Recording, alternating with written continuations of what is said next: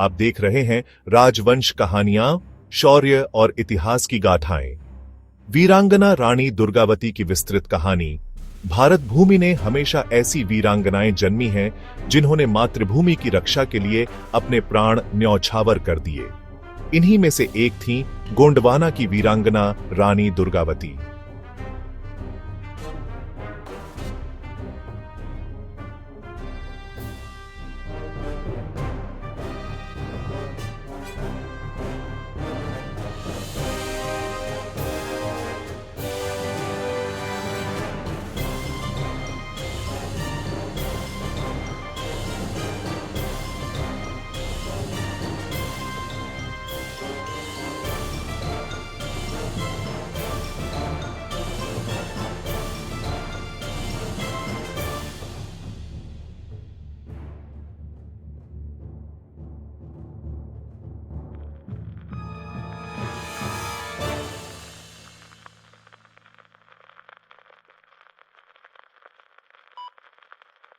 बाल्यकाल और शिक्षा। रानी दुर्गावती का जन्म 5 अक्टूबर 1524 को उत्तर प्रदेश के कालांजर किले में हुआ। उनके पिता चंदेल राजा कीर्तिशाह थे। चंदेल वंश वैसे भी अपनी शौर्य परंपरा के लिए प्रसिद्ध था। छोटी उम्र से ही दुर्गावती का मन खेलों से ज्यादा शस्त्र कला और घुड़सवारी में लगता था। अक्सर कहा जाता है कि जहां अन्य राजकुमारियां गुड्डे गुड़ियों से खेलती, वहीं दुर्गावती धनुष बाण और तलवार से अभ्यास करती। बेटी, तुम तो सचमुच एक सिंहनी हो। तुम्हें देखकर लगता है कि ईश्वर ने तुम्हें किसी बड़े उद्देश्य के लिए भेजा है।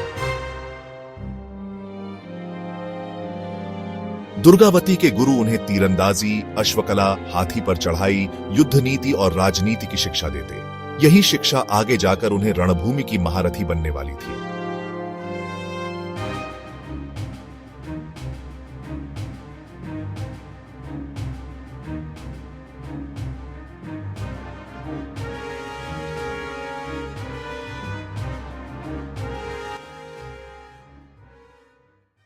विवाह और रानी बनना। युवा अवस्था में दुर्गावती का विवाह गोंडवाना राज्य के राजा दलपत शाह गोंड से हुआ। गोंडवाना मध्य भारत का समृद्ध क्षेत्र था, जिसकी केंद्र आज का जबलपुर और मंडला माना जाता है। दलपत शाह और दुर्गावती का वैवाहिक जीवन सुखमय रहा। विवाह के कुछ वर्षों बाद 1545 में एक पुत्र हुआ, जिसका नाम रखा गया वीर नारायण। लेकिन किस्मत को कुछ और ही मंजूर था।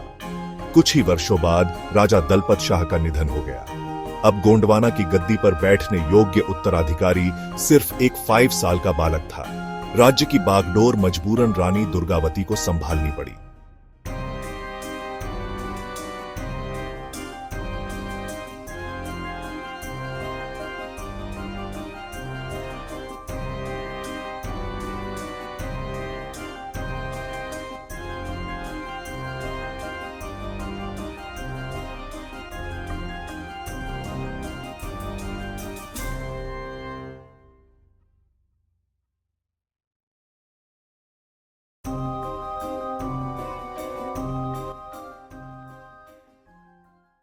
शासनकाल और प्रजाहित। रानी दुर्गावती ने न केवल राज सिंहासन संभाला, बल्कि गोंडवाना को समृद्ध भी बनाया। उन्होंने करों को कम किया, किसानों को राहत दी और न्याय व्यवस्था को सुदृढ़ किया। लोग कहते थे, हमारी रानी केवल सिंहासन पर नहीं बैठती, वे प्रजा का सुख दुख जानने स्वयं गांवों में जाती हैं। उनके शासन में मंदिर, तालाब, कुएं और किले बनवाए गए। गोंडवाना संस्कृति और समृद्धि का केंद्र बन गया। लेकिन समृद्धि हमेशा शत्रुओं को आकर्षित करती है। पास के मालवा के सुल्तान बाज बहादुर ने गोंडवाना पर आक्रमण करने का प्रयास किया। रानी दुर्गावती ने रणभूमि में उतरकर उसे मुंह तोड़ जवाब दिया और मालवा की सेना पीछे हट गई। यह विजय पूरे गोंडवाना में गूंज उठी। प्रजा ने रानी को शेरनी कहना शुरू कर दिया। मुगल आक्रमण का खतरा। 16वीं शताब्दी में सम्राट अकबर उत्तर भारत पर अपनी सत्ता स्थापित कर रहा था। अकबर ने अपने सेनापति आसफ खां को गोंडवाना पर आक्रमण का आदेश दिया। महारानी, मुगलों की सेना विशाल है, हमें शांति का प्रस्ताव भेज देना चाहिए। वीरांगनाओं की परंपरा समझौतों से नहीं, तलवारों से लिखी जाती है। चाहे प्राण जाएं, पर सम्मान नहीं जाना चाहिए।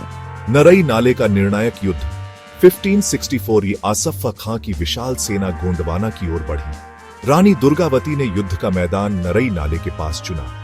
रानी स्वयं अपने प्रिय युद्ध हाथी सर्वप्रिय पर सवार होकर सेना का नेतृत्व करने उतरी। रानी के चेहरे पर तेज था और आंखों में अडिग साहस। युद्ध का बिगुल बजा और दोनों सेनाएं भिड़ गई। दुर्गावती धनुष उठाकर आगे बढ़ी और दुश्मन के कई सैनिकों को धराशायी किया। उनका पुत्र वीर नारायण भी घोड़े पर सवार होकर अदम्य साहस दिखा रहा था, लेकिन मुगल सेना विशाल और संगठित थी। धीरे धीरे गोंडवाना की सेना पीछे हटने लगी। रानी के हाथ और कंधे पर गंभीर चोट आई। सैनिक बोले, महारानी आप पीछे हट जाइए। जो रणभूमि छोड़ जाए वह कभी अमर नहीं कहलाता। मैं भागने के लिए नहीं जन्मी। उन्होंने फिर से हाथी को आगे बढ़ाया और दुश्मन पर धावा बोला, लेकिन इस बार तीर सीधे उनकी गर्दन में आकर लगा। रानी समझ गई कि अब अंत निकट है। अमर बलिदान? नहीं, मुझे मुगलों की कैदी बनकर नहीं जीना। मरना है तो शेरनी की तरह रणभूमि में। और यह कहते हुए उन्होंने अपनी कटार उठाई और अपने प्राण न्यौछावर कर दिए। 16 जून 1564 को भारतवर्ष ने अपनी अमर वीरांगना को खो दिया। रानी दुर्गावती की विरासत, रानी की शहादत ने पूरे देश को हिला दिया। गोंडवाना की जनता ने उन्हें वीरांगना की उपाधि दी। आज भी जबलपुर, मंडला और पूरा मध्य प्रदेश उनकी स्मृतियों से गूंजता है। जबलपुर विश्वविद्यालय का नाम रानी दुर्गावती विश्वविद्यालय रखा गया। डाक टिकट और स्मारक उनके नाम पर बने। हर वर्ष 24 जून को बलिदान दिवस मनाया जाता है। प्रेरणा रानी दुर्गावती की कहानी हमें यह सिखाती है कि सच्चा नेतृत्व बल और पराक्रम से ही नहीं, बल्कि आत्मसम्मान और त्याग से भी पहचाना जाता है।